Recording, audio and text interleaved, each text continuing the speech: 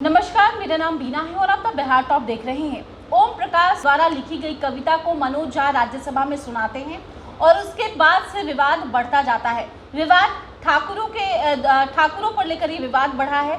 बता दें कि मनोज झा भी राज्यसभा सांसद है आरजेडी के, और ऐसे में आरजेडी के विधायक चेतन आनंद और आनंद मोहन, चेतन आनंद के जो पिता हैं, उन्होंने इसकी शुरुआत की, इसका विरोध किया और ये कहा कि मनोज झा के द्वारा जो ये कविता राज्यसभा में स्पीच के दौरान दी गई ठाकुरों को लेकर, ये कहीं ना कहीं राजपूतों का अपमान है, ठाकुरों का अपमान है। और ऐसे में लगातार इसको लेकर अब बिहार की सियासत से केंद्र तक इसको लेकर विवाद बढ़ता जा रहा है। इसी बीच देखिए, आनंद मोहन को लेकर ये कहा जा रहा है कि एक तरफ जहां बिहार की सियासत में ये खबर चल रही है कि नीतीश कुमार की नजदीकी कहीं ना कहीं एनडीए से बढ़ी और हो सकता है कि आगामी कुछ महीनों में जो है एक बड़ा खेल बिहार के सियासत में हो सकता है। ऐसे में जब से मनोज झा के खिलाफ आनंद मोहन और उनके बेटे चेतन आनंद ने आवाज उठाई है, अब इसके बाद से ये कहा जाने लगा है कि हो सकता है कि आनंद मोहन जो है वो आरजेडी का साथ छोड़ दे और कहीं ना कहीं बीजेपी में जाने का वो प्लान बना रहे हैं।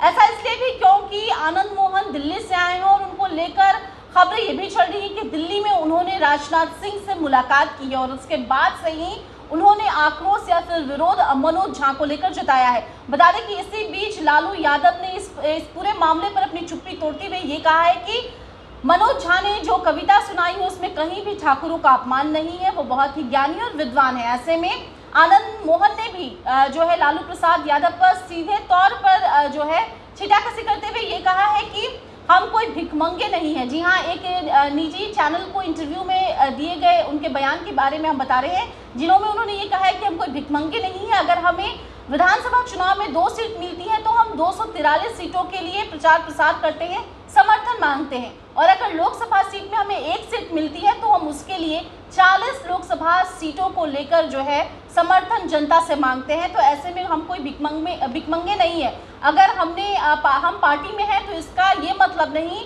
कि इस तरीके से हमें अपमानित किया जाए। तो देखिए, आनंद मोहन को लेकर जो खबर चल रही है उसके अनुसार वो दिल्ली में उनकी मुलाकात जो है वो राजनाथ सिंह से हुई और ऐसे में वो कभी भी पार्टी छोड़ सकते हैं। तो अब सवाल यही है कि क्या आनंद मोहन पलटने वाले हैं? बिहार की राजनीति में जिसकी भी थोड़ी बहुत दिलचस्पी है, अब ये सवाल उनके मन में घूम रहा है।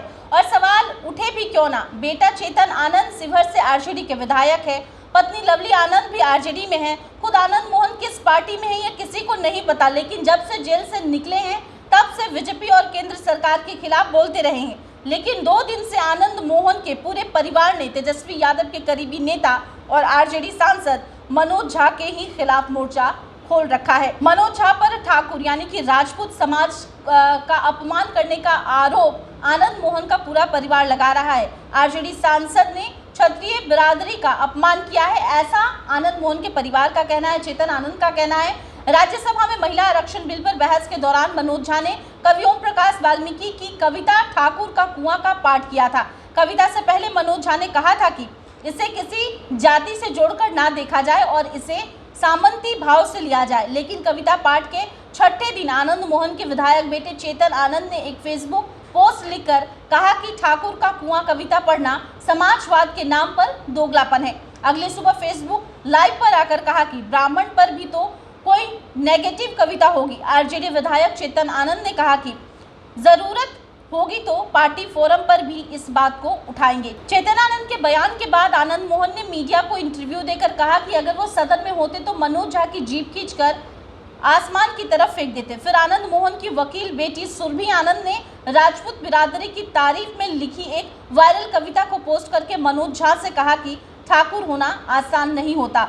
इस प्रकरण में आनंद मोहन के परिवार से लवली आनंद ही बची हैं, जिसका अब तक कोई बयान सामने नहीं आया है। आनंद मोहन के परिवार के आरजेडी सांसद मनोज झा के खिलाफ बयानबाजी पर पार्टी अध्यक्ष लालू यादव ने भी अपनी चुप्पी तोड़ते हुए ये कहा है कि जो कविता पाठ मनोज झा ने राज्यसभा में कही है उसमें कहीं भी राजपूतों या फिर ठाकुरों का जो है अपमान नहीं किया गया है। लेकिन जब से ये कविता पढ़ी गई उसके कुछ दिन बाद से ही बिहार से लेकर केंद्र तक इसकी सियासत होने लगी है। लगातार भाजपा जो कि विपक्ष में है वो लगातार अब ठाकुरों के अपमान का आरोप जो है वो आरजेडी के सांसद मनोज झा और आरजेडी पर लगा रहा है। इसी बीच देखिए कि आनंद मोहन भी तिलमिलाए हुए नजर आए और उन्होंने लालू प्रसाद यादव के बयान के बाद कई ऐसी बातें कही हैं और अब जो है पलटी मारने की बात सामने आ रही कि हो सकता है कि लोकसभा चुनाव से पहले ही आरजेडी के जो तमाम